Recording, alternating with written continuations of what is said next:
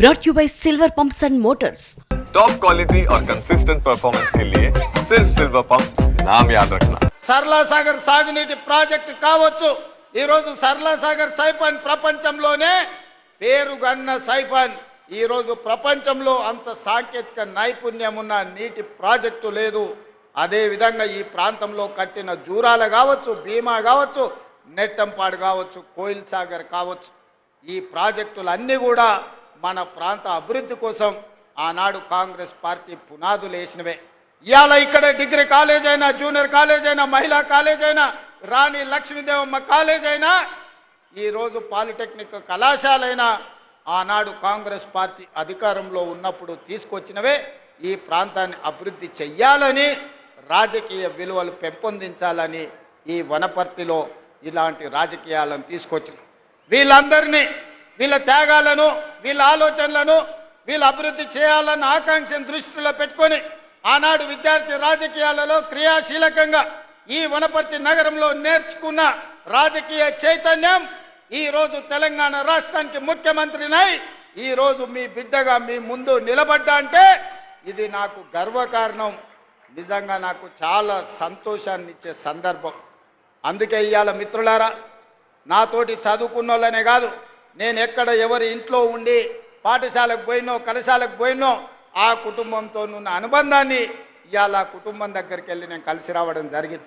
ఆనాడు నాతోని చదువుకున్న వాళ్ళు, నాతోని క్రీడలలో పాల్గొన్న వాళ్ళు, నాతోని విద్యార్థి రాజకీయాలలో పనిచేసిన వాళ్ళందరినీ కూడా ఇవాళ వనపర్తిలో ఆత్మీయ సమ్మేళనాన్ని ఏర్పాటు చేసి వాళ్ళందరినీ కలుసుకోవడం జరిగింది. ఇంకా కొంతమంది మిత్రులు రాలేదు, వాళ్ళందరినీ కూడా తొందరలోనే కలుసుకుంటానని చెప్పి నేను ఈ సందర్భంగా తెలియజేయదలుచుకున్నాను. ఇవాళ ఈ వనపర్తిలో దాదాపుగా మా మిత్రుడు బట్టి విక్రమార్క గారి సహకారంతో మా ఎమ్మెల్యే గారు, మా ఎంపీ గారు పట్టుబట్టి 1000 కోట్ల రూపాయలతో ఈరోజు ప్రాజెక్టులను, అభివృద్ధి పనులను ప్రారంభించుకోవడమే కాదు, మా స్వయం సహాయక సంఘాలు, మా ఆడబిడ్డలకు ఈరోజు మా సీతక్క, మా చీఫ్ సెక్రటరీ గారు దాదాపుగా సంఘాలకు 1000 కోట్ల రూపాయల నిధులను ఇవాళ ఆడబిడ్డల అభివృద్ధి కోసం విడుదల ఈ వనపర్తి నగరం నుంచే మనం చేసుకోవడం జరిగింది. ఇదే కాదు, ఈరోజు చిన్నారెడ్డి గారు కాసిం నగర్ ఎత్తిపోతల పథకాన్ని వారు అడగడం జరిగింది. తిరుమలాపాలెం వాళ్ళ సొంత ఊరు కాసిం నగర్, ఈ ప్రాంతంలో 4000 ఎకరాలకు నీళ్లు రావాలంటే కాసిం నగర్ ఎత్తిపోతల పథకం ఇస్తే బాగుంటుంది అని పెద్దలు చిన్నారెడ్డి గారు అడగడమే కాదు, ఆ ప్రాజెక్టుకు మాధవరెడ్డి గారు, డాక్టర్ మాధవరెడ్డి గారు పేరు పెట్టాలని. ఆనాడు ఎవరు ఉస్మానియా, ఆనాడు ఎవరు నిమ్స్ ఆసుపత్రికి పోయినా, మన వనపర్తే కాదు మన మహబూబ్ నగర్ జిల్లా నుంచి ఎవరు వెళ్ళినా వాళ్ళకు ప్రత్యేకమైన వైద్యాన్ని చేయించి ఒక్క రూపాయి కూడా ఖర్చు లేకుండా డాక్టర్ జిల్లెల మాధవరెడ్డి గారు బ్రతుకున్నంత కాలం ఆఖరి శ్వాస వరకు వారి ప్రాంత పేదలకు వైద్య సేవలను అందించండు, వారికి సహకారం అందించండు.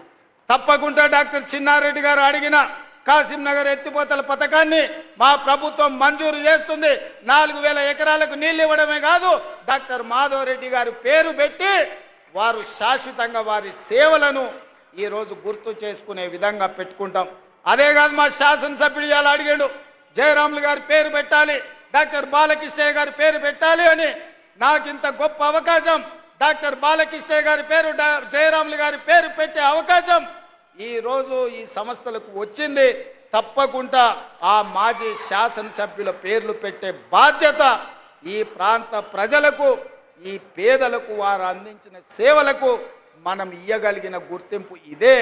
అందుకే రాష్ట్ర ప్రభుత్వం వేదిక మీద నుంచి ప్రధాన కార్యదర్శి గారికి నేను ఆదేశాలు ఇస్తున్నా, మాజీ శాసనసభ్యులు బాలకృష్ణయ్య గారి పేరు, మాజీ శాసనసభ్యులు జయరాములు గారి పేరు, అదేవిధంగా డాక్టర్ చిన్నారెడ్డి గారి పేర్లను ఈ ప్రాజెక్టులకు పెట్టడానికి అవసరమైన చర్యలు చేపట్టండి అని చెప్పి నేను చీఫ్ సెక్రటరీ గారికి ఆదేశాలు ఇస్తున్నాను.